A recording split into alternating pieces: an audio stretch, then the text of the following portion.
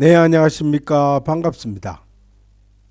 남옥은 안희성 사람입니다. 천암 상우천을 따라 공을 세워 대도독 부첨사가 됩니다. 그리고 1371년에 총나라를 토벌하고 1378년에는 서번을 정벌해 그 공으로 영창후에 봉해집니다. 또한 1390년에는 호강의 만족을 팽정하고 그 다음 해에는 서번의 한동 땅을 공략해 태자대부가 됩니다. 그러나 자신의 무공을 내세운 방자한 행동 때문에 모반죄로 체포돼 처형이 됩니다. 그의 연좌된 자가 무려 2만 명에 이르렀습니다. 이것을 남옥의 오기라 합니다. 호용우는 안희성 출신입니다. 맹태조가 원나라를 치기 위해 군사를 일으키자 태조와 행동을 같이 합니다. 명나라 설립 후 차차 배설이 높아져 마침내 자승상이 돼 황제 신임을 얻으면서 권세를 누립니다. 그런데 결국 이선장과 결탁해 반란을 일으키려 했다는 제명으로 처형이 됩니다. 이 사건에 연루된 자만도 3만 명에 이르렀습니다. 그 후 중서성이 폐지되고 황제 독재 체제가 한층 더 강화됐던 것입니다. 이를 명나라 초기 호우용 남옥의 오간을 역사적으로 호람지옥이라 부릅니다. 맹태조 주원장은 이 두 사건을 빌미로 대대적으로 살육을 벌입니다. 홍무 13년에서 26년까지 무려 14년 동안 그는 명나라 초기 개국 공신을 거의 모두 주살하게 됩니다. 연루돼 피살된 자만 무려 4만 5천 명에 이르는 명나라 초기 최대 숙정 사건입니다. 서달은 누구나 잘 알고 있는 인물입니다. 1332년에 태어났고 아니 봉양 사람입니다. 비나란 가정에서 태어났으며 주원장과 같은 고향 사람이며 어릴 때부터 친구였습니다. 그리고 주원장이 반란을 일으켰을 때 서달은 그를 처음부터 따랐고 회서 24장의 어뜸이며 명나라 군대 최대 대원수입니다. 그리고 서달은 개국 전에 정로 대장군으로 원나라를 멸망시키는 마지막 전투가 그가 승리로 이끌었던 것입니다. 그가 이끄는 북벌군이 원나라 대도를 점령합니다. 건국 후에는 주원장에 의해 우성상에 임명이 됩니다. 그러나 2년도 되지 않아 내려오게 됩니다. 이유는 직무조정이었습니다. 하여 서달이 승상의 자리에서 내려온 것과 호용은 직접적인 관련이 없습니다. 그러나 이 호용은 확실히 서달을 끌어내리려 계획한 바 있습니다. 이것은 주원장이 서달에 대한 태도 변화에서부터 얘기를 시작해야 합니다. 천하를 얻는 단계 때 주원장은 서달을 포함한 형제들에게 큰형으로서 뛰어난 자질을 보여줍니다. 그리고 의리를 중시했습니다. 이는 모두 알고 있는 것처럼 주원장은 비난한 출신입니다. 농민 중에서도 최하층 농민이었습니다. 그는 지식이 없었고 돈도 없었습니다. 그래서 난세의 두각을 나타내기 위하여 IQ와 EQ를 사용해야 했습니다. 이 두 가지 점에서 그는 발군이었습니다. 주원장의 뛰어난 IQ는 그의 오성에서 찾아볼 수 있습니다. 다른 사람이 슬쩍 찔러주면 바로 알아차립니다. 그리고 그의 뛰어난 EQ는 그의 인간적 매력으로 나타나게 된 것입니다. 그리고 여러 해가 지난 후 황제가 된 주원장은 강호에서 옛 일을 회고합니다. 그리고 자신은 인의에서 이겼다고 생각합니다. 당시는 군웅이 활거하던 시기인데 주원장은 거사가 비교적 늦은 편이었습니다. 그가 어느 정도 세력을 형성했을 때 원군은 이미 선배들에 의하여 거의 소멸된 상태였습니다. 그리고 그의 적수는 대부분 같은 유였습니다. 반란군의 우두머리 그 중 2명 적수가 가장 강했습니다. 하나는 장사성이고 다른 하나는 진유랑이었습니다. 장사성은 돈이 많고 진유랑은 병사가 많았습니다. 그러나 주원장은 아무것도 없었던 것입니다. 다만 가진 것은 신이었습니다. 사람을 죽이는 것을 좋아하지 않았고 또한 형제들과 동심공제했습니다. 했습니다. 역사 기록을 뒤져보더라도 이것은 사실입니다. 우리는 알고 있습니다. 주원장은 가난뱅이로 처음에는 그도 큰형을 모셨습니다. 천하가 난세에 빠지자 그는 홍건군의 우두머리인 곽자홍에게 의탁합니다. 처음에는 친병이었다가 용맹하게 싸우면서 그 재능을 드러내자 큰형 곽자홍은 그에게 양녀를 주어 사위로 삼게 됩니다. 그리고 형제에서 장인 사위로 관계가 바뀐 것입니다. 더욱 가까운 사이가 되었습니다. 비록 중용받았지만 주원장은 곽자홍의 생각이 편협하고 안목이 좁다는 것을 발견합니다. 그리하여 혼자서 사업을 일으킬 것을 생각합니다. 그리고 1353년 25살의 주원장은 장인을 벗어나 독자적으로 창업을 하게 됩니다. 그는 24명의 형제들을 이끌고 별도 부대를 만들었고 결국은 자신의 천하를 얻게 됩니다. 이 24명 형제는 당초 주원장이 천하를 얻기 위해 가진 모든 미천이라 할 수 있습니다. 그중 어떠면 바로 서달입니다. 나머지 인물로는 탕화와 비치, 육중형 등이 있습니다. 그리고 주원장은 먼저 이들 형제들과 동고동락하며 좋은 큰형으로서 자질을 보인 것입니다. 그는 통이 크고 형제들에게 부족한 게 있으면 바로 주었습니다. 그리고 그는 사람들과 쉽게 어울렸습니다. 형제들과 하나가 되어 피차를 구물하지 않았던 것입니다. 그리고 이들 형제들은 그와 무슨 명분을 따지지도 않았고 그저 그를 우두머리로 여겼을 뿐이었습니다. 그리고 의견이 서로 다를 때는 이치를 따지며 다투기도 했습니다. 예를 들어 형제들 중 어뜸이자 어릴 때부터 같이 자랐고 그보다 4살이 어린 서달에 대하여 주원장은 공경을 했고 형제로 대합니다. 그리고 그의 생활이나 감정 문제까지도 관심을 씁니다. 그리고 서달은 자신의 엄격하여 여색을 탐하지 않았습니다. 그래서 결혼이 비교적 늦었습니다. 이에 주원장은 친히 나서서 미녀 사치아를 골라 그와 결혼하게 해준 것입니다. 이뿐이 아닙니다. 나중에 서달의 장녀를 자신의 사남 주체와 결혼을 시켜서 형제에서 사돈까지 발전하게 됩니다. 이처럼 서로가 한 몸처럼 된 것입니다. 형제들 앞에서 주원장은 은희를 베푸는 외에 수시로 앞장서서 모범을 보였습니다. 이에 형제들에게 어떻게 큰형을 대해야 하는지 보여준 것입니다. 주원장이 원래 큰형이자 나중에 장인이 된 곽자홍이 호주에 갇혀 있을 때 여러 장수들과 불화로 부장이 곽자홍을 납치하고 많은 사람들이 어찌할 바를 모르고 있었습니다. 이에 주원장은 앞장서서 구해주러 나섭니다. 형제들은 그에게 위험한 일에 손대면 괜히 죽을 수도 있으니 가지 말라 말렸지만 이에 주원장은 이렇게 말합니다. 곽공은 나에게 큰 은혜를 베풀었다.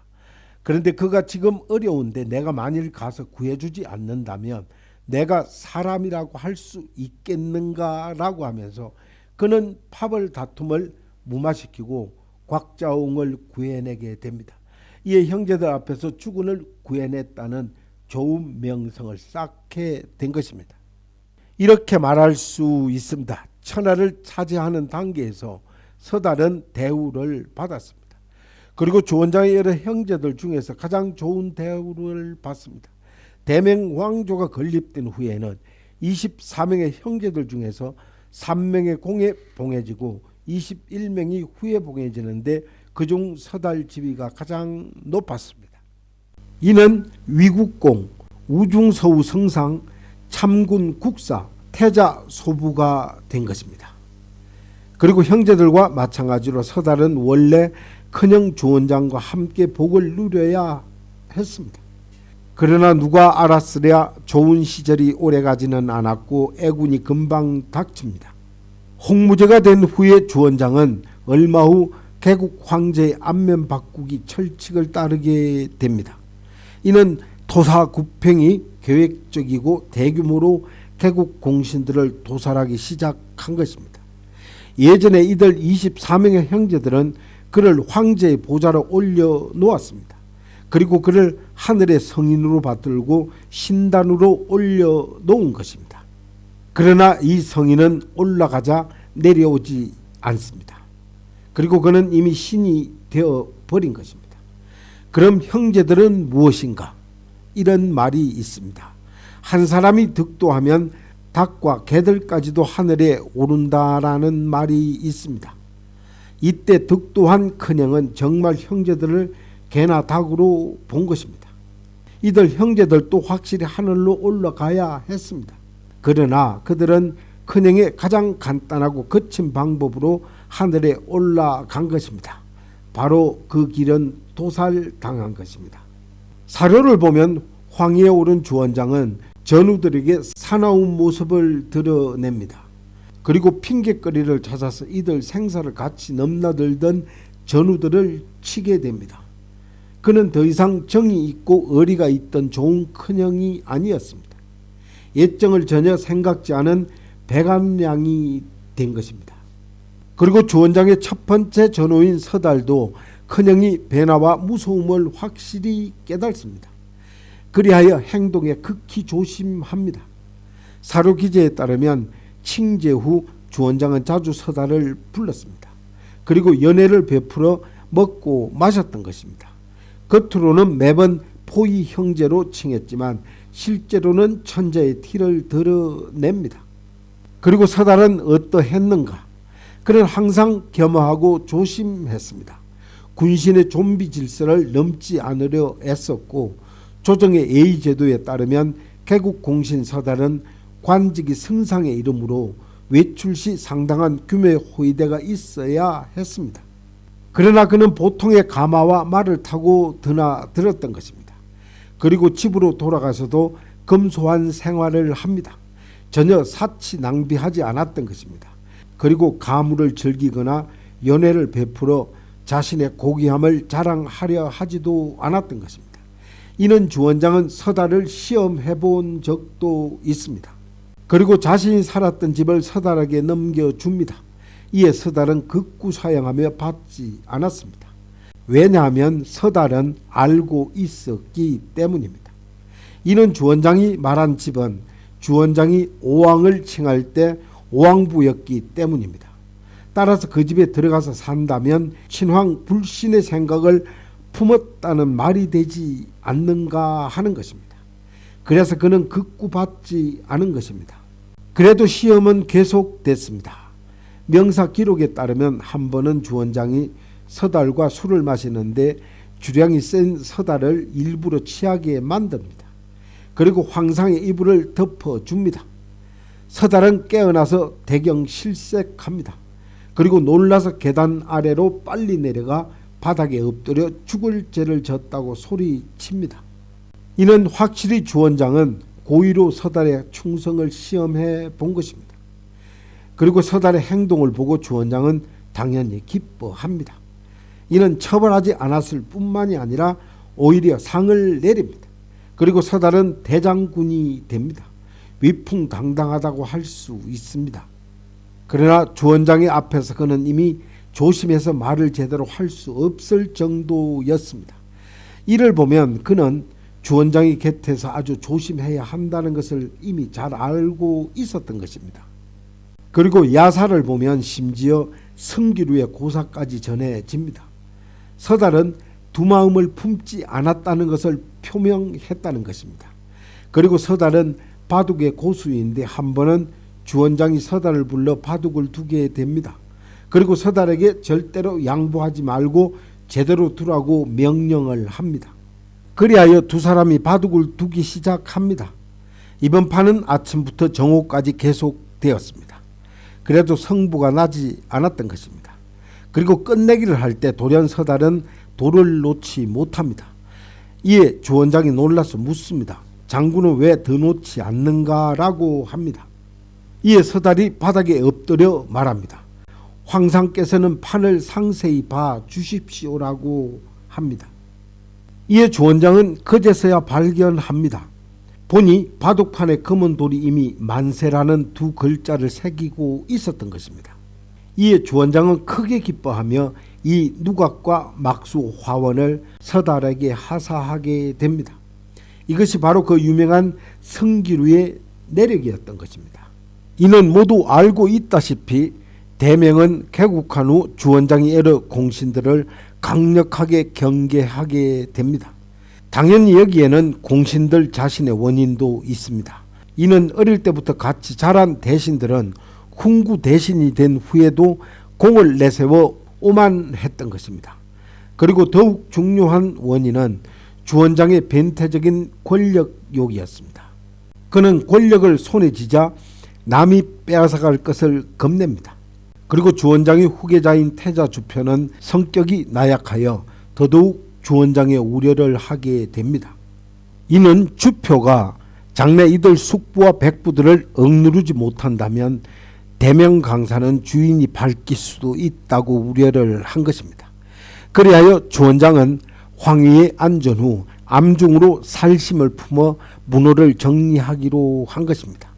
그렇게 하여 주씨 명왕조 정권을 반석처럼 굳게 하려 한 것입니다. 그리고 나중에 많은 형제들이 주원장에게 제거당합니다.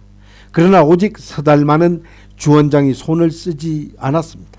그것은 예정을 생각해서라기보다는 서달의 잘못을 찾아 내지 못했기 때문이라고 해야 할 것입니다. 서달은 너무나 잘 행동했고 그에게서는 그의 핑계거리를 찾아낼 수 없었던 것입니다. 그리고 주원장의 서달에 대한 평가는 이렇습니다. 명을 받아서 나가면 성공하여 개선했고 그리고도 자랑하지 않고 겸손했던 것입니다. 또한 여색도 좋아하지 않고 재물도 취하지 않았던 것입니다. 그리고 바르게 하여 하자가 없었다는 것입니다. 이는 해와 달처럼 밝았던 것입니다. 이런 사람은 대장군 한 사람뿐이다 라고 한 것입니다. 이 말은 서달에 대한 총체적인 평가라 할 수 있고 아주 높은 평가였습니다. 그리고 서달은 백전백승이며 자만하지 않고 호색하지 않고 재물을 탐하지 않았으며 공명정대한 사내 대장부였다는 것입니다. 그리고 이런 완벽한 사람은 다시 찾기 어려울 것입니다. 그러나 당연히 이런 장점들 외에 홍무제 주원장에 있어서는 그가 서달에게서 시험하고 싶었던 것은 단 한 가지입니다. 이는 당파를 만들어 사욕을 도모하지 않는지, 그리고 이것은 황권에 대한 최대 위협이 되지 않는지 말입니다. 그리고 서달이 주원장 앞에서 공손했지만 생각지도 못하게 한 사람에게 찍히게 됩니다. 그는 바로 황제 총애를 받은 인물인 바로 호우용이었습니다. 이 호우용과 서달의 투쟁이 시작된 연유는 다음과 같습니다. 서달은 조정에서 지위가 높았고 호우용은 그의 명망을 이용하여 이익을 도모하려 합니다. 그래서 서달과 우호적인 관계를 맺으려 하는데 서달은 다른 사람들과 지나치게 가까이 하지 않았던 것입니다. 게다가 호우용의 품행을 그다지 좋게 보지 않아 무시했던 것입니다. 다행히 이 복수는 양심이 남아있어서 이리저리 생각해본 다음에 주인에게 차마 손을 쓰지 못하고 서달에게 솔직히 자백을 하게 됩니다. 이에 서달은 매우 화가 나서 주원장에게 호우용의 행위를 알리게 됩니다. 이자는 입과 속이 다르다고, 그리고 겉으로는 좋은 말을 하는데 뒤에서는 독수를 쓰고 있다는 것입니다. 하여 조심하는 것이 좋겠다고 주원장에게 말을 합니다. 이에 주원장은 그의 말을 듣고도 아무런 조치를 취하지 않습니다. 호우용은 처벌받지 않고 지나간 것입니다. 이것은 무엇을 설명하는가? 이는 바로 서달과 같은 초중량급의 개국 공신을 주원장의 묵인이 없었다면 트럭 하나 건드리지 못했을 것이라는 것입니다. 그리고 나중에 이 개국 공신은 비록 호우용에게 죽지는 않았지만 그래도 주원장의 암산을 벗어나지 못했습니다. 그것은 바로 민간의 타정아 이야기입니다. 서달에게 독창이 생겨서 음식을 가려야 하는데 주원장은 굳이 삶은 거위 고기를 서달에게 내리게 됩니다. 이에 서달은 눈물을 흘리면서 씹어 먹었고 결과적으로 독창이 발작하여 죽고 맙니다. 이 민간 전설을 그대로 믿을 수는 없습니다. 그러나 믿지 않을 수도 없습니다.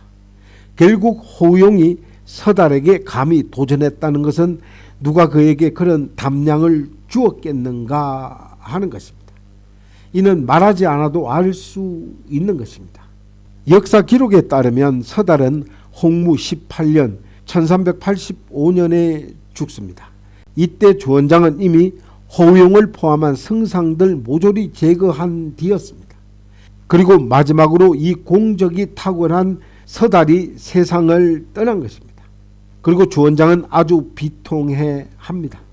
그리고 맹사에 따르면 황제는 조정을 철하고 장례 때 비통에 맞지 않았다고 했습니다. 그리고 중산왕에 추봉하고 시호를 문영이라 합니다.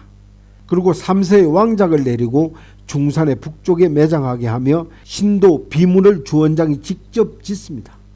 그리고 태묘에 배양하고 공신묘에 초상을 두는데 위치는 첫째로 한 것입니다. 그리고 사후에 서달은 최고 영예인 왕의 봉에 집니다. 이는 당연히 이때는 어떻게 상을 내려도 주원장에게는 위협이 되지 않았습니다. 때문에 주원장의 아픈 마음과 비교하면 공신 서달의 죽음이 황제에게 가져다 준 가장 큰 수확은 철저히 안심해도 되겠다는 것이었습니다. 네, 감사합니다. 이만 마치겠습니다.